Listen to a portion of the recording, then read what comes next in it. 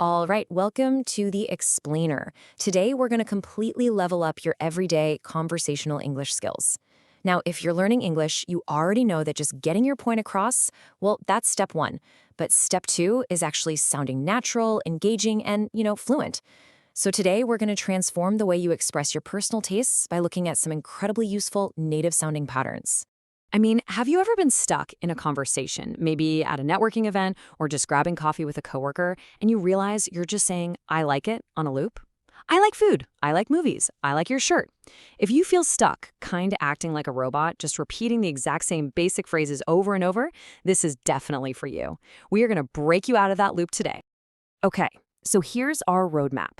We'll go beyond just I like, express joy and passion, cover the polite way to dislike things, state preferences clearly, put it all into practice, and finally, it's going to be your turn to speak. So part one, beyond just I like.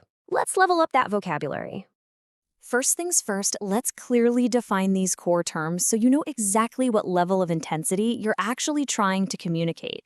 An interest is simply something you like, pretty standard. A hobby, though, steps it up a notch. It's an actual activity you actively do for fun.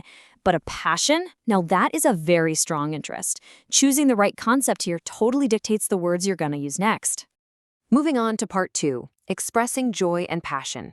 Sharing what you absolutely love. Notice the difference here. Swapping the basic I like for I enjoy immediately makes the sentence sound way more natural and engaging. I like books is fine, but I enjoy reading books adds a specific action. Enjoy means you like doing something. It shows you're actively participating, which instantly makes you sound so much more dynamic. And this brilliantly illustrates how adaptable this single pattern is across totally different topics, from your family to AI. Notice the structure. It's I enjoy followed by an ing verb. Cooking, using, spending, solving. Whether you're talking about a weekend with the kids or the latest tech trends, this simple little structural upgrade makes your English sound polished and really thoughtful. But hey, what if you aren't just talking about a casual hobby? What if we're talking about a true passion? To level up even further, you want to use I'm really into instead of just tacking very much onto the end of your sentence. I like technology very much sounds honestly a bit like a textbook, but I'm really into technology, that sounds like you're actually speaking to a friend at a coffee shop. Using this pattern makes you sound enthusiastic and incredibly fluent when you're discussing your favorite things. You can pair it with a noun, like fitness or data science, or an action, like learning languages. It's absolutely the best way to signal to someone that you've got a strong, exciting passion for whatever topic you're chatting about. All right, part three, the polite way to dislike. This is all about navigating social nuance. Listen, expressing what we don't like is just as crucial as expressing what we do like. But in English, we have to be a little careful about being too blunt. Direct negativity can literally kill small talk. If someone says, hey, let's go get Thai food, and you just say, I don't like spicy food, it kind of feels like a conversational dead end. So the perfect upgrade here is softening the blow with, I'm not a big fan of. It communicates the exact same dislike, but it does it with a softer, friendlier cushion. This pattern lets you tactfully express your dislikes about everyday things without sounding harsh or like you're just complaining. For instance, if a coworker asks if you want to join an optional, extra-long strategy session, saying, I'm not a big fan of long meetings, gets you out of it with a smile. It's an incredibly high-level social skill packed into one very simple phrase. Okay, part four, stating preferences clearly, making those choices sound completely natural. A lot of the time, we aren't just talking about liking or disliking one isolated thing.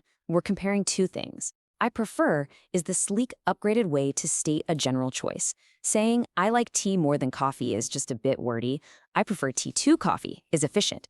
And notice the preposition we use here. We use to. I prefer this to that. This structure keeps your statements crisp, clear, and confident.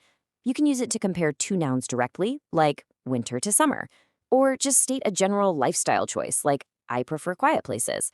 It immediately signals that you know exactly what you want and you know exactly how to articulate it smoothly. Now, what about when you're making a specific decision right in the moment? Swap the basic I want for the highly natural I'd rather. Honestly, I want to stay home sounds a bit demanding, almost like a kid. I'd rather stay at home sounds like a reasoned adult preference.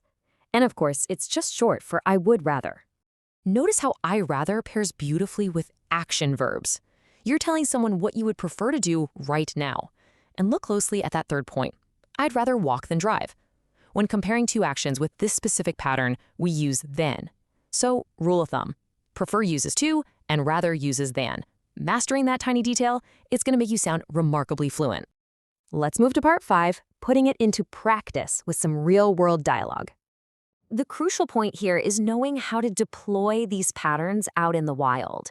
Imagine you're making small talk. You want to aim for a natural call-and-response pacing.